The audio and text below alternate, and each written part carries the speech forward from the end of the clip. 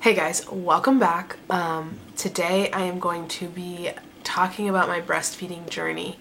I decided that I really needed to make this video before it was too far removed from my memory.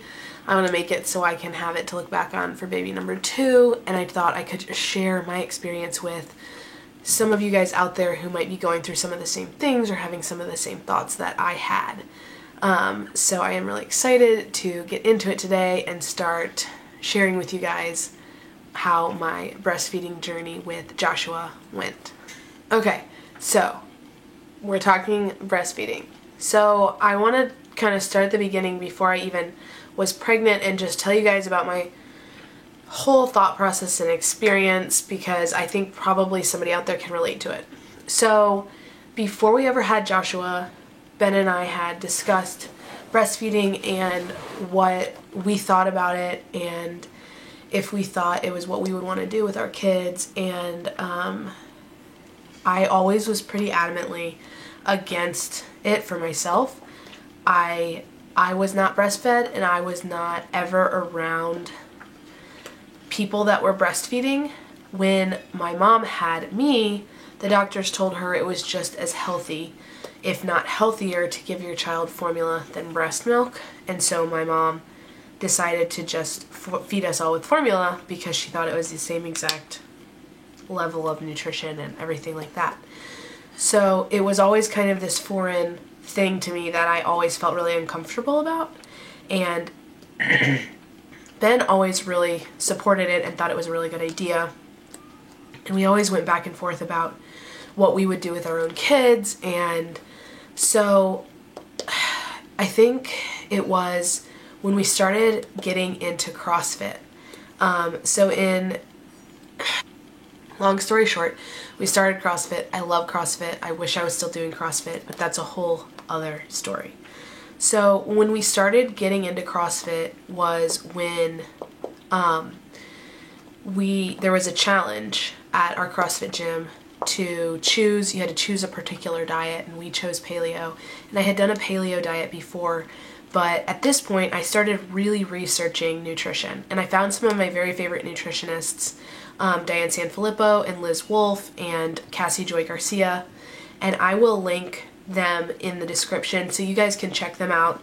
And they are full of amazing information. Liz Wolfe is working with of course I don't remember her name right now, but another amazing woman, and they're making a program called Baby Making and Beyond, where they talk all about nutrition through pregnancy, while you're trying to conceive, and then postpartum. And it's just such good information if you're really interested and passionate in nutrition, or if you're just curious and you don't really know where to start. They are amazing, and I would highly, highly recommend them. So I started doing some research. I started listening to their podcast, which is called the Balance Bites Podcast. That's Diane Sanfilippo and Liz Wolfe. And I was like completely overwhelmed with how much I didn't know about nutrition and how much I wanted to change for my family, for Ben, for our future family, everything like that. And so at that point was when I really started to seriously consider breastfeeding as opposed to formula. And we weren't trying to conceive or anything like that at that point, but we decided to just live a healthier life in general. And so it came up in conversation.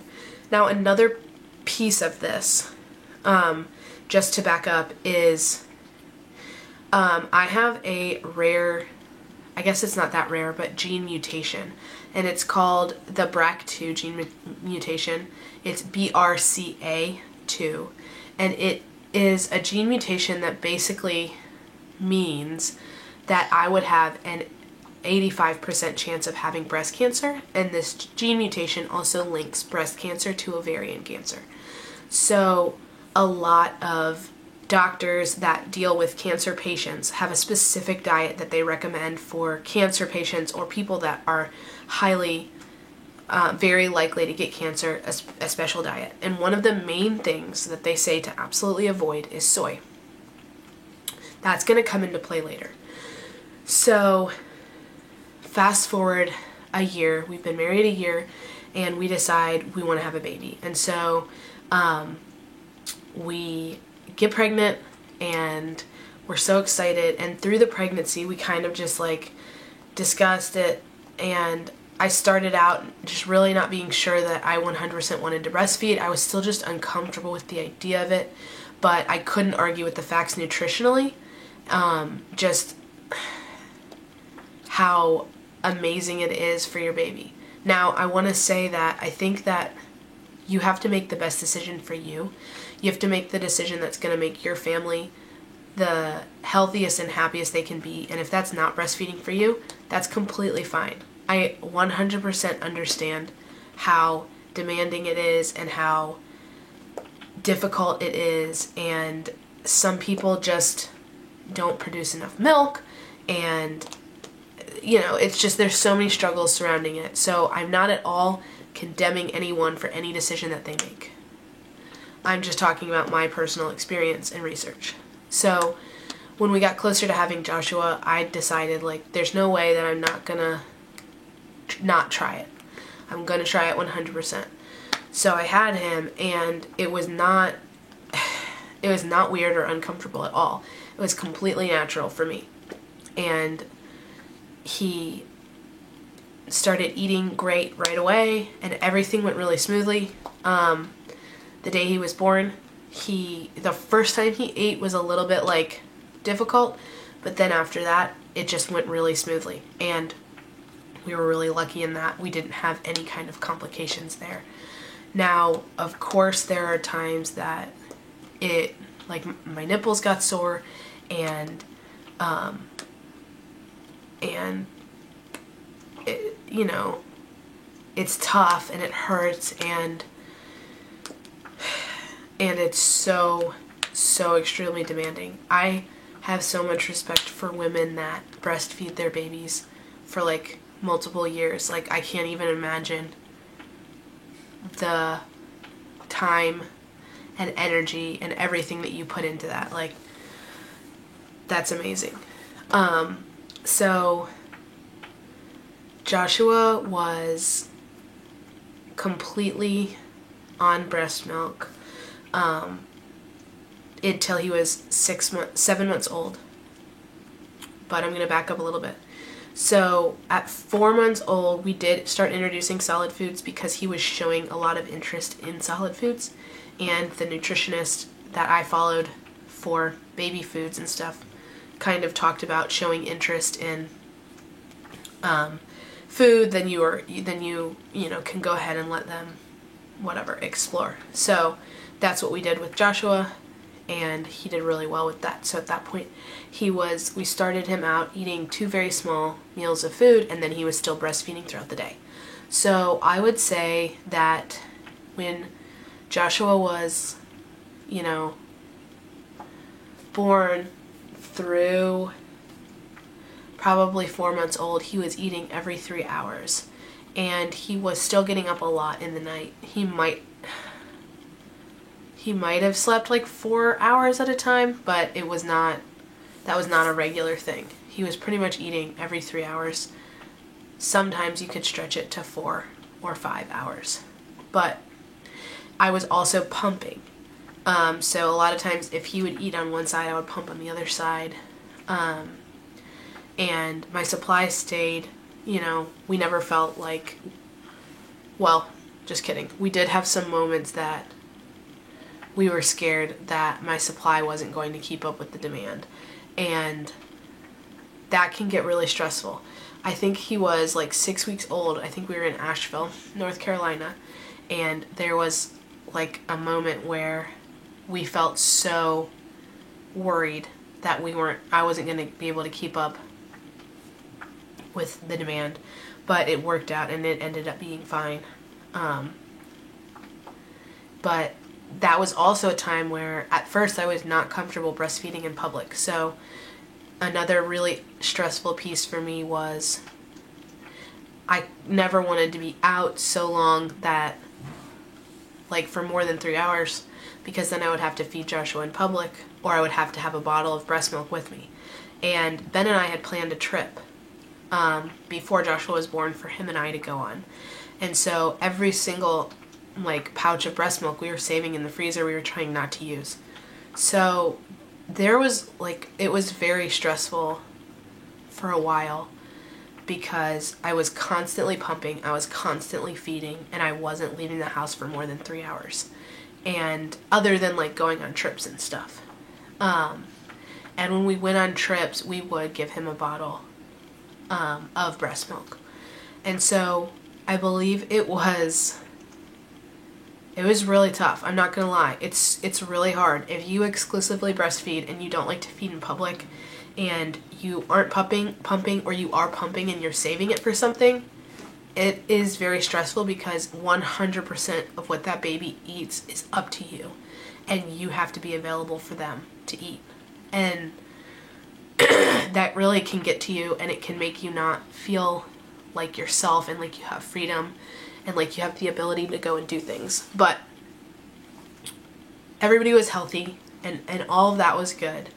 So I started to get a little bit braver. Like I would feed him in the car, I would feed him in a bathroom, or some places that we went had nursing rooms, but a lot of places don't have nursing facilities, and I think that should really change because so many people are breastfeeding now that it would just make sense for it to change. But anyway, when we went to Italy, we met up with our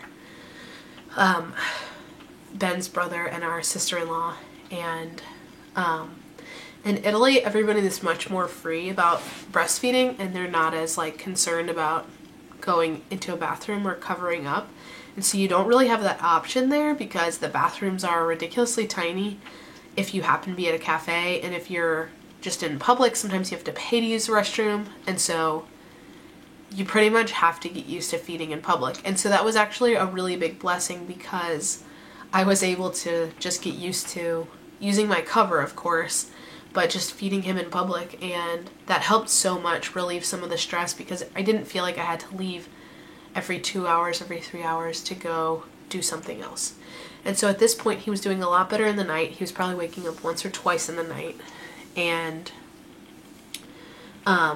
throughout the day he was probably going like 4 hours or so, 5 hours between feedings. So we got, this is so not organized, y'all. Oh my gosh. Another piece was we ended up, while we were out of town at a different thing, the power went out at our house and all of my breast milk went bad. And so we were not able to go on the trip that Ben and I had planned to go on together.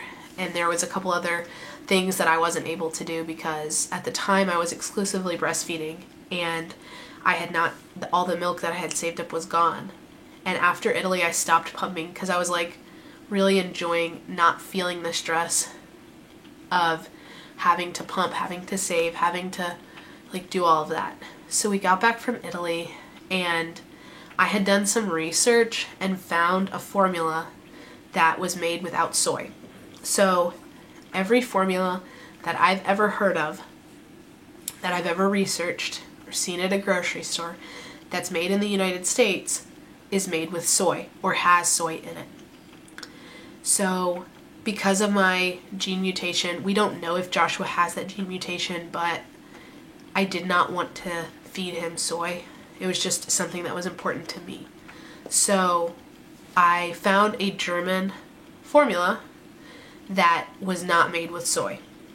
So after we had gotten home from Italy, we didn't have any pumped milk left, and Joshua was still not sleeping completely through the night. At 7 months, we decided, let's order that formula, let's give him a big bottle at night so we know exactly how much he's getting, and let's see if that helps. And so we ordered that formula, and it was a game changer. I mean, it's so, like, so much less stressful, so much easier to be able to like go places and bring a bottle with you and know how much he's eating at night. He started sleeping through the night, and we started getting our sleep, and it had been 7 months. And so for us, it was amazing. And so then we decided we were going to start giving him more than one bottle per day. And at that time, I believe it was right around September, the end of September, beginning of October, I found out that I was pregnant. Well, I was still breastfeeding because I wasn't going to just completely take Joshua off. I wanted to wean him and make it gradual. So, like 9 days after we found out I was pregnant, I had a miscarriage. And there are no specific links between breastfeeding and miscarriage. But at that time, I decided I was going to go ahead and continue to wean Joshua off. And we were going to go full formula with Joshua. And it went really well. There was no like major fighting or upsetness. It is a little bit sad when you're thinking maybe this is the last time that they're going to breastfeed, because it's this closeness and this bond that you get with them and this time that they have with you, and they need you. And so it's really, really special. If you're able to do it, it is very special. But the relief was huge to be able to just be more in control of the time. And now Joshua is almost 11 months. He gets 3 big bottles a day, breakfast, lunch, and dinner. And it's amazing. It's amazing to not have to feel like you are somebody's meal and you have to constantly be available. Of course, I'm still with him all the time. I'm still the one making most of his bottles, but Ben's able to feed him. Ben's able to make a bottle, and it has just made our life so much easier and made me feel so much more like myself. So we don't have a specific plan per se with our next baby, because if you haven't watched my videos before, I am pregnant again. I got pregnant at the end of November, so I'm 8 weeks pregnant. And the next baby, I think what we're probably going to do is, I'm definitely going to breastfeed, but we're probably going to supplement with formula from the beginning for when we go places and do things. And I don't think I'm going to worry about pumping, because that was just such a huge stress for me. And it takes up so much of your time. If your baby's eating every 2 or 3 hours and then you also have to pump, you just feel like your life is not your own anymore. And for women that do it, I mean, that's amazing. More power to you. That's incredible. You know, it just, for us, was really hard and really stressful. And going from thinking I was never going to breastfeed to breastfeeding exclusively for 6 months, I'm really proud of, or 7 months, I'm really proud that I was able to do that. I'm really proud of me and of Joshua, and that he got those really good nutrients from me, and that, I don't know, it's an accomplishment for sure, especially, you know, thinking back to the days that I wasn't even interested in it. And so, I guess I want to encourage you guys to make the best decision you can, and do research and do what you feel best about. If you feel like you can't, you know, you're already really stressed out and you already have multiple kids in your family, and it's just not something that you feel like you can physically do and then also be there for everybody else, then find a formula that you feel really good about. But if, you know, nutrition is really important to you, and you feel like you have the time and you want to give it a try, then I really encourage you to give it a try. You know, it's amazing for them. It's amazing for you and them together bonding. And if it doesn't work, then you always have options. So I just encourage you to do your own research and make the best decision for your family, and, you know, own it. Whatever that is. Good luck. I hope you figure it out, and I hope that you have healthy, happy babies. Thank you so much for watching this. I'm sorry it was a little bit jumbled. If you guys have any questions at all, please leave them in the comments below or send me a message on Instagram. I appreciate everybody being here. Please give this video a thumbs up if you liked it, and please subscribe to my channel. Thank you guys so much. I really appreciate you.